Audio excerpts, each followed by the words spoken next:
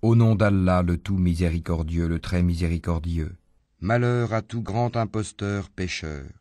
Il entend les versets d'Allah qu'on lui récite, puis persiste dans son orgueil, comme s'il ne les avait jamais entendus. Annonce-lui donc un châtiment douloureux. S'il a connaissance de quelques-uns de nos versets, il les tourne en dérision. Ceux-là auront un châtiment avilissant. L'enfer est à leur trousse. Ce qu'ils auront acquis ne leur servira à rien, ni ce qu'ils auront pris comme protecteur en dehors d'Allah. Ils auront un énorme châtiment.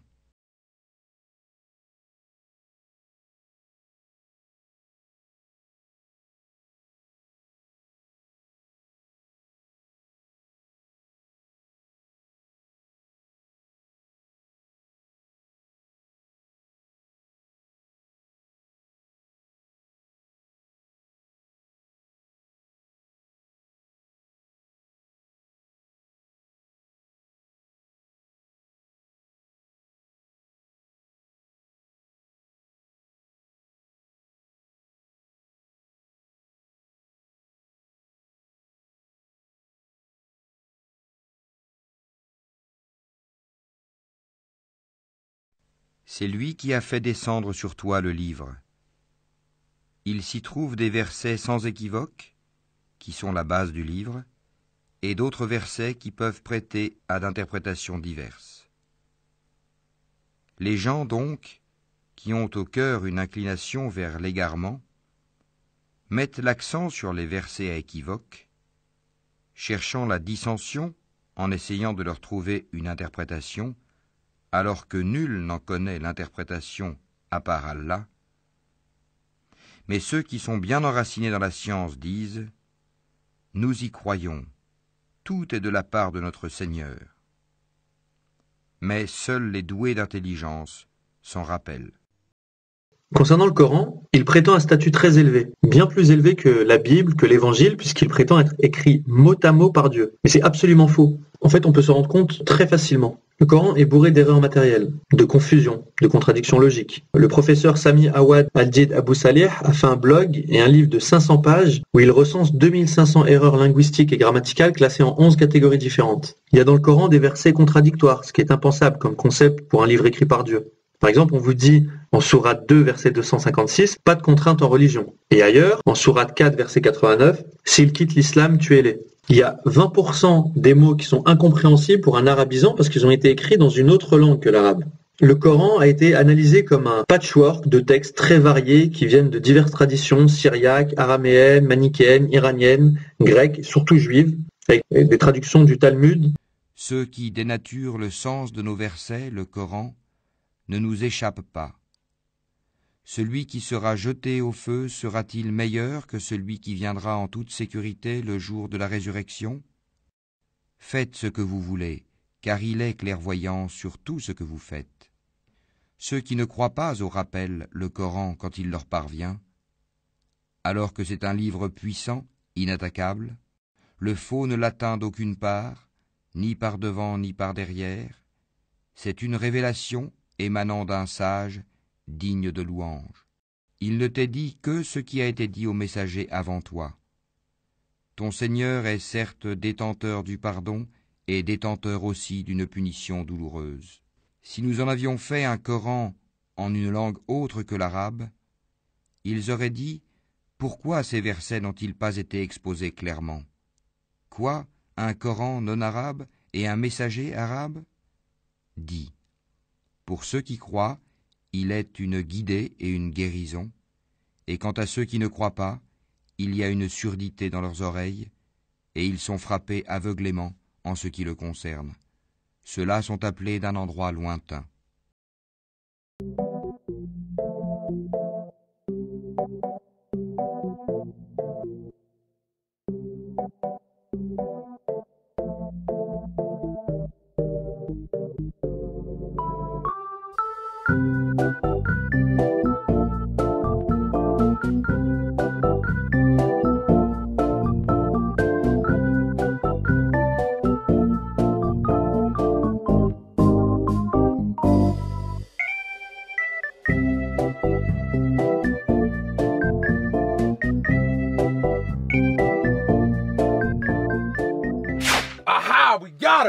Hey, Jihadi Jr. Where you been, Jihad Jr.? And why did you fail in your mission to kill the Copper King? Dude, We don't like failure. He's got powers, Robert man. Spencer. He's got powers. You got powers. Still He got no alive. freaking powers, got man. no Stop powers? lying. He does. Oh, This ain't Aladdin. It was Allah's will for you to fail in your attempt to kill the Copper King, just as it is Allah's will for you to try again. you gonna try again? Guys, Are you going to try again? I'm not even Muslim anymore. Whoa! Oh, no, he didn't. Tell me I misheard that. Somebody tell me I misheard him. Tell me I misheard him. I don't think I'm Muslim anymore. Islam is for everyone. Oh, we got an apostate. Oh. I think we need to consult the backpack. Backpack. What do we do with a filthy, disgusting, revolting apostate? Backpack, magic backpack. I'm the Mega the Mac attack backpack. With this sack reacts, I'm like a maniac. I got stacks of facts to keep you all on track. Ceux qui discutent sur les versets d'Allah sans qu'aucune preuve ne leur soit venue, n'ont dans leur poitrine qu'orgueil. Ils n'atteindront pas leur but. Implore donc la protection d'Allah, car c'est lui l'audient, le clairvoyant. Ceux qui traitent de mensonges le livre, le Coran, et ceux avec quoi nous avons envoyé nos messagers, ils sauront bientôt. Quand, des carcans à leur cou et avec des chaînes, ils seront traînés dans l'eau bouillante, et qu'ensuite ils brûleront dans le feu. Puis on leur dira, « Où sont ceux que vous associez à Allah ? Ils se sont écartés de nous, diront-ils, ou plutôt nous n'invoquions rien auparavant. Ainsi Allah égare-t-il les mécréants. Voilà le prix de votre exultation sur terre, sans raison, ainsi que de votre joie immodérée. Franchissez les portes de l'enfer pour y demeurer éternellement. Qu'il est mauvais le lieu de séjour des orgueilleux. Makes perfect sense for the Son to speak to the Father. Makes much less sense, given the Islamic concept of God, for Allah to pray. In Surah 33, verse 56 of the Quran, we read, "Surely Allah and His angels pray for the Prophet. O you who believe, pray for him and salute him with a worthy salutation." Allah and His angels pray for the Prophet. Translators try to hide this by translating it as Allah and His angels send blessings or show mercy or they praise him. The problem here is that what it says Allah does is salah. L'arabophone qui a vu l'allégation de notre cher ami chrétien ne peut que rigoler et rire des arguments qu'il a présentés. À savoir que par exemple en arabe, un verbe, s'il est employé avec un préfixe ou bien avec un suffixe, alors son sens change. Et pour donner un exemple similaire, nous allons prendre par exemple l'anglais. En anglais, il y a ce qu'on appelle les phrasal verbs. Ces verbes-là, en fait, si un même verbe, lorsqu'il est employé avec d'autres mots, ce verbe-là change de sens. Et pour être clair, prenons l'exemple du verbe look, ou bien to look. To look, en fait, en anglais, si nous voulions en fait le traduire en français, donnerait regarder. Par exemple, to look, ça veut dire regarder. Le même verbe, si on y ajoute à sa fin le mot after, ça nous donnera look after, qui ne signifie pas, par exemple, regarder après quelqu'un, non, mais signifie prendre soin de quelque chose ou bien s'occuper de quelque chose. Et un autre exemple, et nous allons finir avec celui-là, si nous y ajoutons le mot out, par exemple, look out. To look out ne veut pas dire, par exemple, de regarder à l'extérieur, non, mais veut dire attention, faire attention. Donc, avec cet exemple-là, nous avons compris qu'il peut y exister des verbes auxquels, si on y ajoute, je l'ai appelé préfixe ou bien suffixe, mais on va dire un autre mot, soit en avant, soit après le verbe-là, à ce moment-là, ce verbe change de sens et signifie quelque chose totalement et complètement différent du verbe à la racine, ou bien le premier verbe. Et il faut savoir qu'en arabe, il existe des similitudes, exactement pareil. Prenons le verbe et celui dont il s'agit dans le verset, le verbe salla. À savoir que ce verbe-là, il s'emploie avec salla ala et salla li. Nous allons nous arrêter sur la définition de chacun des deux. Commençons avec le premier, qui est celui Salla li. La signification ou bien la traduction en français serait de prier Dieu ou bien faire la prière à quelqu'un, faire la prière à Dieu. Et pour voir cela, si nous prenons par exemple, nous ouvrons Al-Qur'an al-Karim, la sourate numéro 108, donc sourate al-Kawthar, nous trouvons la chose suivante. Inna a'tainaka al-Kawthar, fasalli li rabbika wanhar, inna shani'aka huwa al-abtar. D'accord. Donc ici en fait le verset qui nous intéresse c'est le deuxième verset où nous lisons fasalli li rabbika wanhar. Et la traduction en français serait accomplis la salat, donc la prière, à ou bien pour ton Seigneur et sacrifie. Donc ici, le verbe employé est salli li. Salli li. C'est pourquoi en fait il a traduit, la traduction est exacte, qui est celle de faire la prière, d'accomplir la prière d'adoration qui ne doit être dirigée qu'envers Allah subhanahu wa ta'ala et ne doit pas être faite à quelqu'un d'autre. Et il faut savoir également que le même verbe, celui qui est salla, peut s'employer avec ala. Salla ala. Et comme en anglais, il signifie autre chose. Et la traduction exacte de salla ala serait de bénir ou bien d'apporter la bénédiction ou bien d'apporter la miséricorde ou bien demander l'apport de miséricorde ou bien de bénédiction, selon en fait celui qui fait cet acte-là. Et il y a plusieurs exemples dans le Coran. Si nous ouvrons par exemple Surat al-Baqarah, donc la sourate numéro 2, et le verset numéro 156. 156. Nous lisons. أولئك عليهم صلوات من ربهم ورحمة وأولئك هم المهتدون. Donc la traduction en français, mais juste avant de donner la traduction, si vous avez bien écouté ce que j'ai dit en arabe, c'est Ulaika alayhim salawatun min rabbihim. Ici, le verbe salla est employé avec ala. Donc le verset nous dit quoi? Nous dit que salawatun min rabbihim, que Dieu il fait ses prières sur les personnes, par exemple. Et si nous voyons en fait la traduction qui a été donnée en français, donc c'est exactement le même verbe de l'allégation. Nous lisons quoi?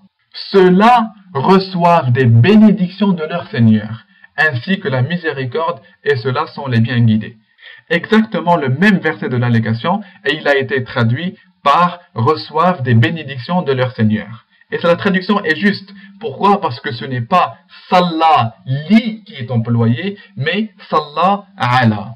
Et le traducteur pouvait facilement dire ceux-là reçoivent des prières de leur Seigneur ainsi que la miséricorde et ceux-là sont les bien guidés. Mais comme je l'ai dit au départ, il y a certains mots ou bien certaines phrases ou bien même certaines expressions en arabe qui ne peuvent pas être traduites ni en français ni en d'autres langues. Parce que ce sont des langues qui ne sont pas aussi riches qu'en arabe. En arabe, on peut formuler des choses qu'on ne peut pas faire en d'autres langues. Et ce verset-là, s'il était dit ceux-là reçoivent des prières de leur Seigneur, ça se comprendrait, reçoivent des bénédictions de leur Seigneur, comme nous allons, Inch'Allah, le montrer par la suite. Et si nous ouvrons par exemple la sourate numéro 9, sourate At-Tawbah, le verset numéro 103, nous lisons وَصَلِّ عَلَيْهِمْ إِنَّ صَلَاتَكَ سَكَنٌ لَهُمْ. Donc la traduction en français, donc juste le milieu du verset, et prie pour eux, ta prière est une quiétude pour eux, et Allah est audient et omniscient. Regardez ici en fait, il n'a pas dit, c'est exactement le même mot, mais Allah subhanahu wa ta'ala, il demande à son prophète, prie pour eux. Ici, il y a également salla ala. C'est le même verbe que nous avons vu récemment. Est-ce que le prophète, il a dit par exemple aux compagnons, ramenez-moi par exemple un tapis et mettez-vous devant moi et je vais maintenant prier à vous ou bien faire des prières adressées à vous, etc. Non, c'est Allah subhanahu wa ta'ala qui lui demande de demander l'apport de miséricorde et de bénédiction sur les croyants qui l'ont suivi et les croyants qui ont accepté son message. Donc exactement le verbe salla, lorsqu'il est employé avec lem, avec li, il signifie la prière de l'adoration.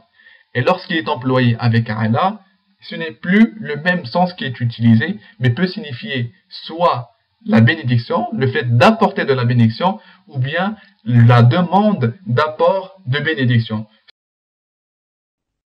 Ceux qui ne croyaient pas et obstruaient le sentier d'Allah, nous leur ajouterons châtiment sur châtiment pour la corruption qu'ils semaient sur terre. Et le jour où dans chaque communauté, nous susciterons parmi eux-mêmes un témoin contre eux, et nous t'emmènerons, Mohammed, comme témoin contre ceux-ci, et nous avons fait descendre sur toi le livre, comme un exposé explicite de toutes choses, ainsi qu'un guide, une grâce et une bonne annonce aux musulmans. Et parmi les hommes, il est quelqu'un qui, dénué de science, achète de plaisants discours pour égarer hors du chemin d'Allah et pour le prendre en raillerie. Ceux-là subiront un châtiment avilissant.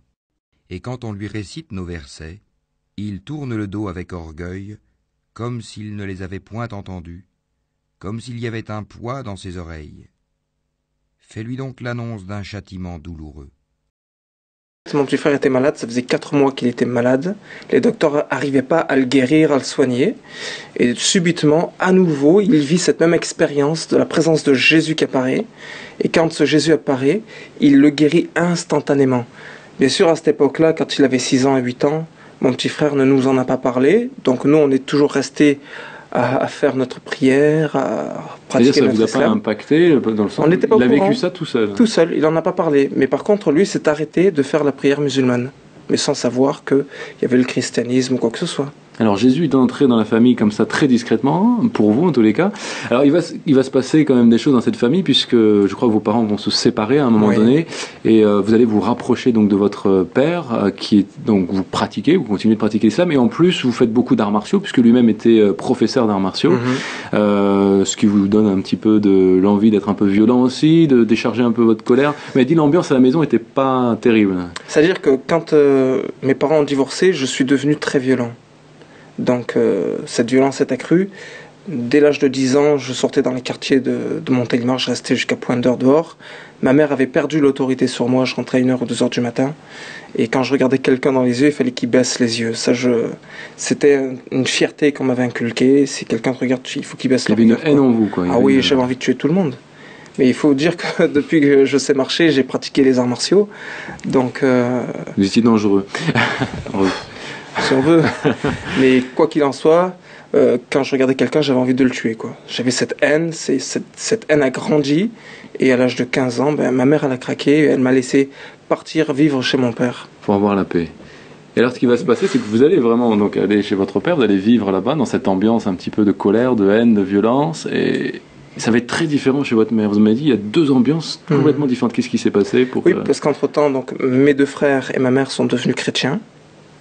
Donc ils sont allés à l'église à Montélimar. Moi, je vivais toujours dans ma foi musulmane. Je pratiquais les arts martiaux à haut niveau. J'étais champion de France. J'étais moi-même entraîneur aussi. Et à ce moment-là, au départ, j'allais chez ma mère les week-ends. Je voyais quelque chose en eux. Ce que je voyais en eux, c'était toujours une paix que je ne pouvais pas comprendre, parce que je me disais, mais pourquoi ils sont si en paix alors que moi, j'ai tant de haine envers eux? C'est pas logique. Oui, ils étaient joyeux, ça vous agressait même, je crois. Hein, je les prenais pour des fous. C'était ma mentalité à moi. Je disais, mais c'est pas normal. Toi, tu agresses, tu as de la haine, limite tu insultes ton frère, même ta mère. Mais je sais pas comment expliquer ça, ils supportent. Pour moi, c'était inconcevable. Je me disais, mais il y a quelque chose de pas normal. Et alors vous allez cheminer et jusqu'à l'âge de 25 ans, donc là on fait un petit bond en avant, on va passer certains détails, mais à 25 ans vous faites une expérience où vous allez enfin comprendre ce qu'ils vivaient et ça va bouleverser votre vie. Alors qu'est-ce qui s'est passé à l'âge de 25 ans? En fait, à cet âge-là, donc j'étais facteur à Paris, je suis tombé malade.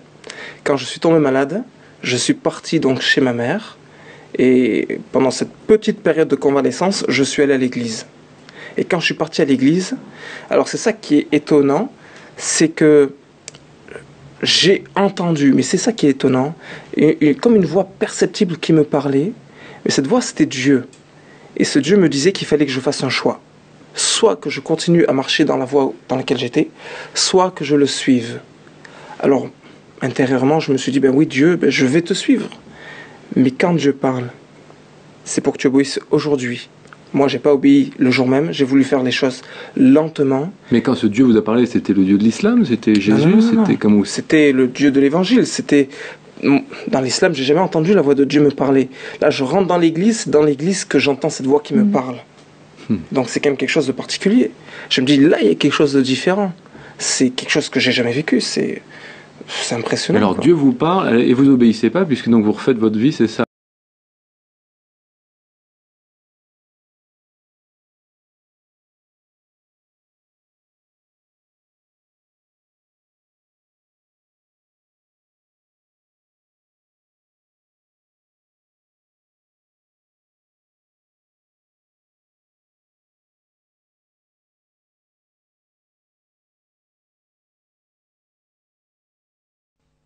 Et quel pire injuste que celui qui fabrique un mensonge contre Allah ou qui dit « Révélation m'a été faite » quand rien ne lui a été révélé. De même, celui qui dit « Je vais faire descendre quelque chose de semblable à ce qu'Allah a fait descendre ». Si tu voyais les injustes, lorsqu'ils seront dans les affres de la mort, et que les anges leur tendront les mains, disant « Laissez sortir vos âmes ». Aujourd'hui, vous allez être récompensés par le châtiment de l'humiliation pour ce que vous disiez sur Allah d'autre que la vérité et parce que vous vous détourniez orgueilleusement de ses enseignements. Et vous voici venus à nous, seuls, tout comme nous vous avions créé la première fois, abandonnant derrière vos dos tout ce que nous vous avions accordé. Nous ne vous voyons point accompagnés des intercesseurs que vous prétendiez être des associés. Il y a certainement eu rupture entre vous. Ils vous ont abandonné, ceux que vous prétendiez être vos intercesseurs.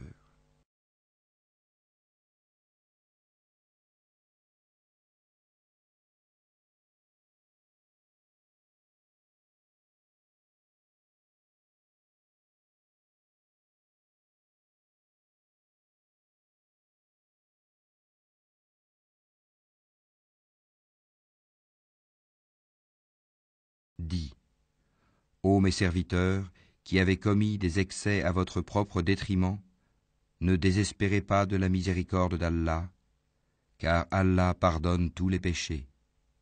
Oui, c'est lui le pardonneur, le très miséricordieux.